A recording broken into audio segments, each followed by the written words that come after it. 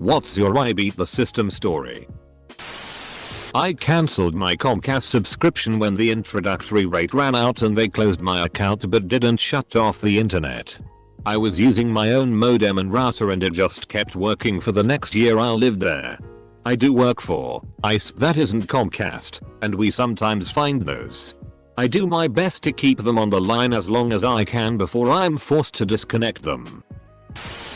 I flew with my 2 kids and so checked a booster car, a $30 value, seat for the 7-year-old. The airline lost the booster car seat. The airline gave me a loaner booster to use in the meantime. But they never found our original booster. So, by the airline's policy, because the airline completely lost a piece of luggage, they will pay me $1,500. It took a little work, including filing a police report. But 4 months later I got a check for $1,500 for our lost booster. I still have the loaner booster. Not me but my aunt and uncle bought a house when they got married and got 1 free month of cable TV. They never purchased it after that but it was never shut off. 31 years later they got a phone call. Our records show you're not paying for cable. Have you enjoyed the service? In college I was supposed to take 2 lab science classes. At my school lab science classes were notoriously difficult and didn't have anything to do with my field of study. I ended up finding 2 online science classes from the University of Nebraska that happened to coincide with an internship I had in Omaha. I got it approved through my advisor and the classes were a breeze. They were the most entry-level classes on geography and climate. What is El Niño? How does a tornado form? It was a breeze. Fast forward to graduation. I found out that my lab science classes are supposed to be hands-on. My advisor assumed that since I was interning in Omaha that the classes were in person. I was 2 months from graduation when we figured this out, so they just accepted the credits.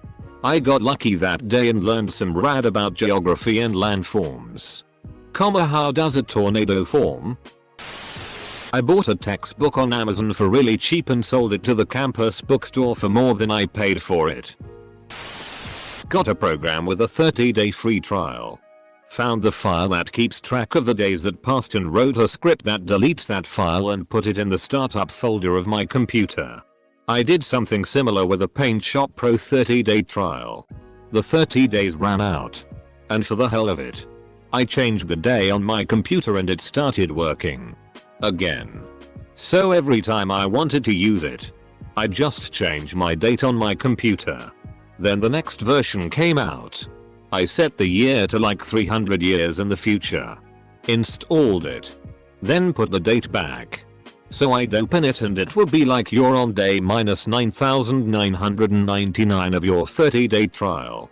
Then I didn't have to touch the date with it. Was at a restaurant and their Wi-Fi was locked. But I wanted Wi-Fi. I tried the title of the Wi-Fi as the password and I got in. I'm a hacker. My state has an 18-month-long provisional driver's license period that resets if you get a ticket. So 16 months into my provisional, I get pulled over by a particularly pedantic cop for going 7 over on the highway. Not wanting to restart my provisional period, I waited until the last day I had to either pay the fine or request a court date. So I requested a court date. Very fortunately, my court date was set for the day after my provisional period ended. The day before court, I ran over to the MVA and got my full license. Then I went straight to the county courthouse and paid the $80 ticket, while I still had to pay a fine and 2 points on my license. By the time I admitted guilt I was on a full license, so there was no waiting period to reset and no further consequences that would have affected me if I was still on a provisional, mandatory driver's improvement, etc. Nearly 14 years later, it's still the only ticket I've ever gotten. Downloaded LimeWire Pro with LimeWire. A lot of fast food companies have something on the receipt that gives you a pretty good reward for calling in or getting online to fill out a survey about your experience. But one stands above all. Chick-fil-A. It's a 1-minute survey. And instead of making you purchase anything, you get a free original chicken sandwich. No purchase necessary.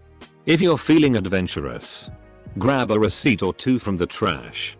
Do the quick survey and get yourself some free food. But don't do it on Sundays. Because closed. I pull this trick out when return policies fail me. It all started with a hairdryer I purchased from Ulta. That promptly fizzled and died right out of the box upon first use. The receipt was lost to the garbage. So I tried returning it the next day. They wouldn't give me store credit. Not even in exchange for a functioning hairdryer after I showed them the one I bought was completely dead. So, fuming, I went to the aisle and grabbed another hairdryer of the exact same type. Waited 2 days and went back in with the receipt from my second purchase and the dead hairdryer. They refunded me in full and the second hairdryer lasted me for at least 10 years. Been doing this for a long while. I've named it the Okie Doke. They don't want to return or replace the item? Joined a gym. Used it. And when it was time to cancel my membership, they required a certified letter of cancellation to their national HQ and they would possibly charge me for 1 more month after that. Cancelled in February. Expected to have my last bill taken out in March. Got billed March, April, and May. Called credit card company and they charged back all 4 months, February onward, of membership and denied any further charges from the gym. Not me, but my sister. My sister was an English teacher in Taiwan for about a year. She holds dual citizenship, Taiwan and USA. So she used that to her advantage. Foreign teachers in Taiwan get a higher salary than local teachers, for some reason. So she used her USA citizenship to apply for the job at the English school. However, non-citizens also pay higher taxes than citizens. So when she did her taxes, she used her Taiwanese citizenship. In the eyes of the school, she was a foreigner. So she got higher pay. In the eyes of the government, she was a citizen. So she paid the same amount of taxes citizens do, which is lower than what non-citizens have to pay. So she got the best of both worlds by using her dual citizenship to exploit a loophole. Needless to say, she ate off some of her foreigner and local co-workers, since they were jealous. In case anybody was wondering, I also hold dual citizenship. The reason I haven't done the same thing is because I'm a male. And I'm not too keen on mandatory military service. When I was 9, I was allowed 1 hour of screen time a day, TV, video games, etc. My mom said, when you pay for the video games yourself, you can play them all you want. I think she only considered the price of a new video game console when she made this statement. I saved up my allowance to buy a broken N64 for $5 and a replacement part for $20. Every time I am getting ready to move, I've gotten a jury duty summons. In most cases, you can delay 30 days without needing an excuse. So I do that. Then I get my paperwork for the new state and send it back like sorry, I don't live there anymore. It's happened 3 times. I live in a metro area that crosses state lines and at various times I've lived in both sides of the state line. I got a ticket for driving on a suspended license. Managed to win that because it turned out the county that filed my old speeding ticket forgot about my paperwork and wound up suspending my license. Had an apology letter and a receipt from the court there to bring to a second court. Cause God forbid the court systems communicate with one another. If you were lucky enough to purchase the lifetime subscription from SiriusXM, you can still keep it. They have been making up rules about the amount of times you can switch radios. New rules state you can only swap 3 times before they cut off the lifetime. I have swapped 7 times and every time we go through the same thing. You already swapped 3 times, there is nothing we can do. Anyway, after arguing on the phones for about 3 weeks, I filed a BBB claim saying they are scamming consumers. Wouldn't you know, they had someone contact me the next day and they turned my lifetime subscription back on.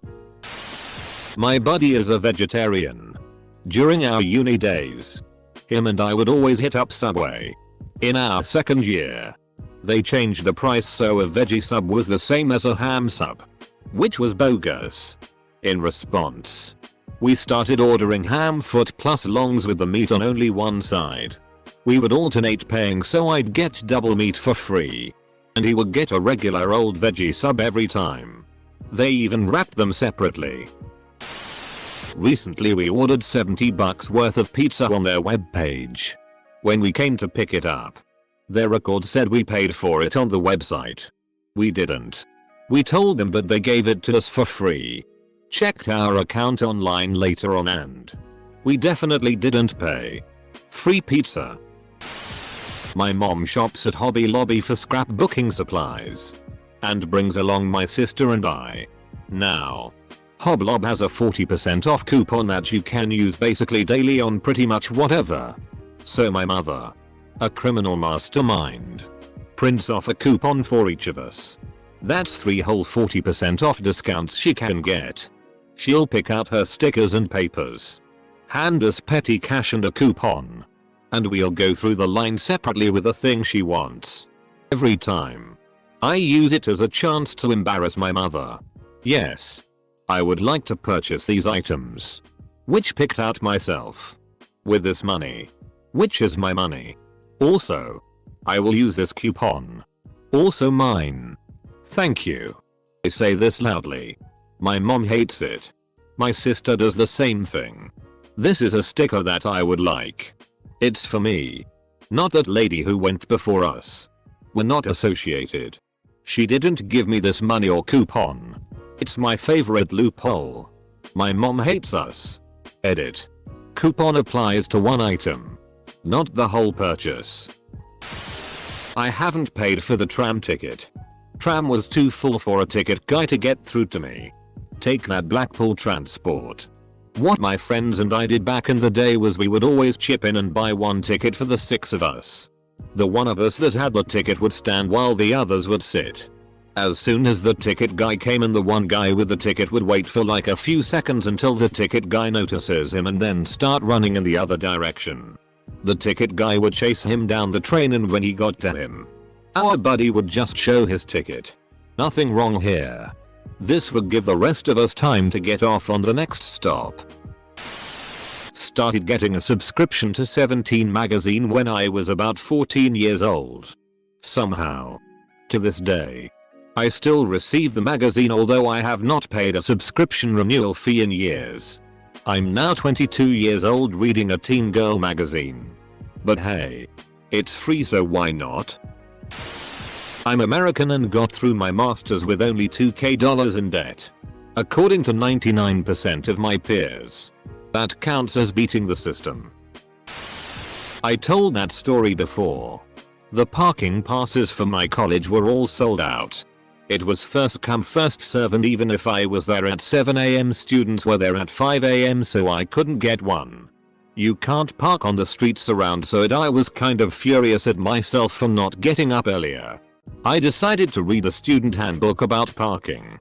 I found out that you could use the other campus parking pass there. The other campus was in the suburbs, so everyone was parking on the streets there, so plenty of passes were available. Went there, bought the pass, and was so proud of myself for sticking it to the man. The time 2 chocolate bars dropped at once in the vending machine. In 2012, when real estate had just about bottomed out, we put in a lowball offer on a foreclosure. Bought a house for $62,500. It's a Victorian, built in 1903. Original woodwork. Original stained glass windows, etc. It needs some cosmetic work, but it's structurally fine and had been rewired in 2008. $500 mortgage payments for an almost 3,000 square foot house. I'm an avid reader and I got a Kindle Paperwhite for my birthday a few months back. I realized that you can rent ebooks from your local library, and if you download them to your computer rather than having Amazon send it to your Kindle via Wi-Fi, you can keep your books on your computer forever. As long as you keep your Wi-Fi off on your device, there's no way for it to sync with Amazon and remove the returned book. This gives me the chance to have every book I want to read. minus new books that come out that have 30 plus people on the wait list, for free on my device. Local store had a pick your own 6-pack section. $9.99 for all 6. They put a beer that was $10.24 for a 6-pack in with the others. Saved myself a quarter that day. It has since then been fixed. I worked at a kiosk in downtown Disney for about a year. Which, if you don't know what downtown Disney is, it's like an outdoor mall near the parks. Anyway, I wasn't technically a Disney employee, but I still got a Disney ID that I could use to get into the parks for free. Eventually I quit because it was terrible. My employers were supposed to take my ID and file with Disney that I no longer worked there. If they had done either, then this wouldn't have happened, but being the Thai business owners they were, they of course didn't. Imagine my surprise when it still worked after I quit. For 4 years I was able to get into the parks for free any day of the year with no blackouts. Eventually they updated the IDs and my free ride was over. Subway free cookie loop. 1. Buy something. Get a receipt. 2. Do the 5-minute questionnaire on said receipt. 3. Turn it in for a free cookie. Request a receipt, which they're required to by law. 4. Go to step 2. Edit. Since I got you all here. Putting peanut butter on graham crackers is another wonderful thing. My dad invented it. Where I live, Burger King was doing this with Whoppers. I could eat a free Whopper every day for about 2 years. I didn't eat one every day for 2 years, though. Sometimes I'd eat 4 per day. Anyway, firefighters say I might be able to walk out of the front door on my own in 6 months. Lived in an apartment between 2004 and 2009. This was during the boom in oil prices, and I live in an oil-rich province in Canada. People from all over the world were flooding in to find work. Vacancy rates in my city plummeted to less than 1%. Rents were going up all the time, and my building was no exception. I think that by law tenants must be given 90 days notice before rent can be raised. And every 90 days, like clockwork, I got a notice in my mailbox telling me of an upcoming increase. When I moved in, my rent was $720 a month. By the time I moved out, 5 years later, it was up to $1,700. But sometime in between moving in and moving out, I got tired of it and I stopped paying the higher amount. I just kept handing in checks for the same amount. I kept it up for 3 or 4 years and never heard a thing from anyone, saving myself thousands. Became a paramedic several years ago. Popped an emergency services sticker on my car. Was shopping for a new, to me, pickup a few years ago and saw an ad for one I liked for $4,500. Which seemed like a pretty good deal for it. Went to the dealership for a test drive and everything looked good. Except I noticed that the speedometer only worked if I was going over 43 miles per hour. Mentioned that to the salesman and he disappears for 10 minutes. Comes back and says it appears the rear speed sensor is out and would cost $500 to fix. But they would do it for free if I bought the pickup. Now, I like to tinker and my mom works for an auto repair shop that is very nice with discounts to the family. So I figured I could get the problem fixed significantly cheaper than they said. I offered $4 grand for the truck as is, and they accepted that offer. Got it home. Did a little Google research. Bought a part for $20 and took 15 minutes to replace it. 4 years and 35,000 miles later, truck still runs great. Amazon refused to take my old Kindle. They said it was smashed up. It was fine when I sent it. So, I told UPS and Amazon that they broke my thing. And got $50, $25 from both. And my Kindle back. Which wasn't even broken. I cancelled my cell phone plan and put a tablet SIM card with a data plan in my phone. My phone is now a tablet with LTE. Got a VoIP phone number through SendHub. Now pay $30 a month instead of $90 a month for virtually the exact same service. Edit. This is in Canada. We pay quite a bit more and have fewer options than our MAGA friends to the south. Similar story. I worked for GameStop. And after they got Cricket Wireless, they offered us an employee discount on that service. I dropped my Straight Talk, $45 a month, and got Cricket's unlimited plan. Normally, that plan is $75 a month. But with my employee discount, it was $35 a month. A couple months later I quit. And I still pay the employee rate. Go me. My friends and I figured out an exploit in Star Wars Galaxies to get better lightsaber crystals than everyone else. I made myself a lightsaber with 4 of them. Then they fixed the exploit. My lightsaber was like 25% better than anyone else's in the game and I owned people with it for years. Back when GTA V first came out on consoles, I did the server hack thing where you could level yourself up insanely fast and get a lot of cash quickly. Rockstar shut it down and took everyone's cash away. They were going through and resetting everyone's levels as well. They went in alphabetical order and I changed my name to begin with a letter they already passed so I never had my level reset. If you're ever in downtown New Orleans and don't want to spend $40 for parking, just park at Harrah's Casino. Get a player's card and play a penny slot for 30 minutes. They'll validate your parking all night for less than $1. A few years ago my cell phone provider was doing $200 if you traded in a smartphone when you bought a new one. So I grabbed my oldest Droid, went to the store, and did just that. Well, they kept texting me offers with different codes. So I grabbed my next oldest phone. Rinse repeat. More codes. More $. I was getting phones from family and buying cheap ones off Craigslist for $40. Etc. Needless to say, I didn't pay my cell phone bill for almost a year. Thanks guys. My car got towed away from a lot that didn't have any no parking signs. Feeling righteously angry, I found out that the impound lot was a gas station downtown and got a ride from a friend, but I asked him to drop me off 1 block away from the lot so they wouldn't see me coming. I walked the rest of the way and saw that all they had was a chain across the driveway but no fence around the lot.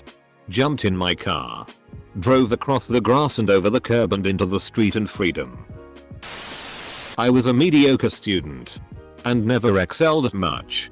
I got a bachelor's degree in art and ended up in a civil service job. Sucked, but it had a pension. I retired with a pension at age 52. My wife retired at the same time. She's deceased now, but I'm still pretty young to be retired. I have 2 pensions, mine and my wife's. And if I spend them, plus a tiny fraction of my savings each year, I have calculated that I can spend $100k per year for the rest of my life. As long as I die before I'm 120 years old. My sweet wife was a genius with money. And I'm now borderline rich. All of my teachers make us do homework they found online. They will just print it out from a website. If my 50-year-old teacher can find it, 90 teenagers can too. In Dublin Airport there are 2 terminals, T1, T2. T1 is where our flights are, but if you go to T2, the security has no queues.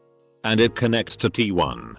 So we go through with no wait in T2, then pass through to T1 to see huge lines of people waiting to be processed.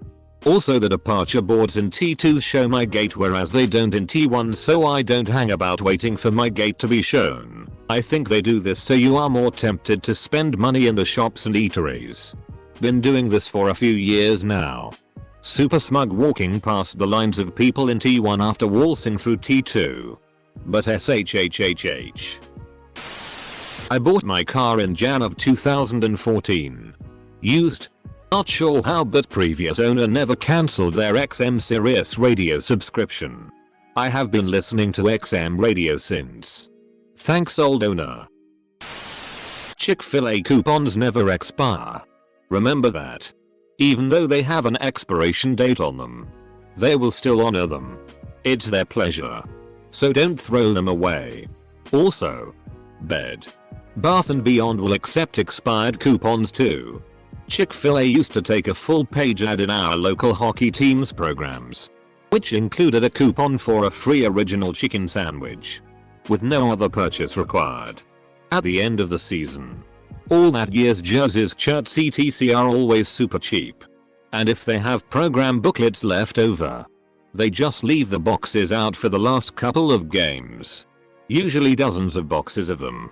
You could take as many programs as you wanted because they're going in the recycle bin after the last game anyway. I'd take a box of them every year, cut out those awesome coupons and then recycle them myself. Each box had 100 programs in it. Sadly CFA doesn't have that ad in the programs anymore. But I still have some coupons still. I think they expired in 2010. Not me, but a friend from high school who worked at a gas station that was part of a grocery store. People who bought groceries were given coupons for $2 off their gas purchase.